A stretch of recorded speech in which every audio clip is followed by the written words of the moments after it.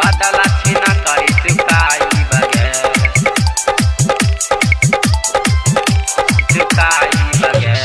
शिव नारायण बदलाची न करी चुकाई बगे presented by Albina Recording Studio Simra। धमकी ना दे गे छिनरी बाड़े तू हूँ हमारो सौतीन बाड़े तू हमारो सौतीन धमकी ना दे गे छिनरी बाड़े तू हूँ हमारो सौतीन चल से जिया पे तोहे बतलाई बगे तोरा यान पा बेटा जनमाई बगे बदलाची न करी चुकाई बगे तोरा यान पा बेटा जनमाई बगे बदलाची न करी चुकाई बगे छोड़बौ ना धमकी ना दे गे छिनरी बाड़े तू हूँ हमारो सौतीन चल से जिया पे तोहे बतलाई बगे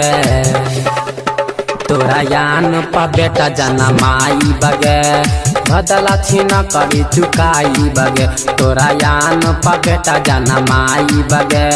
बदलाची न करी चुकाई बगे छोड़बौ ना करी चुकाई बगे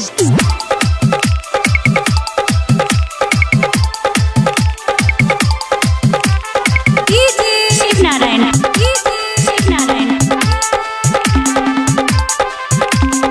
सीतामढ़ी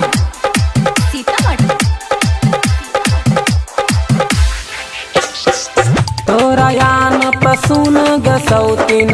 बेटा बजन माई बगे तू कफे का तानी दुआर पा कहियो ना आई बगे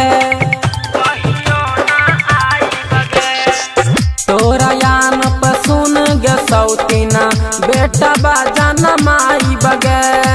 तू कफे का तानी दुआर पा कहियो ना आई बगे कहे कहेले हमरा डहिनिया तोरा मुँहे पर मरबौ गे हुनिया तोरा मुँहे पर मरबौ गे हुनिया कहे कहेले हमरा डहिनिया तोरा मुँहे पर मरबौ गे हुनिया जनम महीने जे ओकरा हम खाई बगे तोरा यान पा बेटा जनमाई बगे बदलाची न करी चुकाई बगे तोरा यान पा बेटा जनमाई बगे बदलाची न करी चुकाई बगे presented by Albina Recording Studio Simra। Shiv Narayan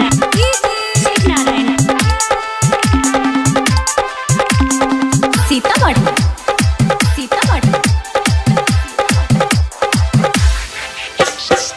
तू तो खुदे बारे छिन करी पहुना से बतिया बेले हमरा काहे कहेले कुल छनी कुल में अगिया लगा बेले तू तो खुदे बारे छिन करी पहुना से बतिया बेले हमरा काहे कहेले कुल छनी कुल में अगिया लगा बेले अबली है ना बाप के हुरिया आबई होठे कु भजपुरिया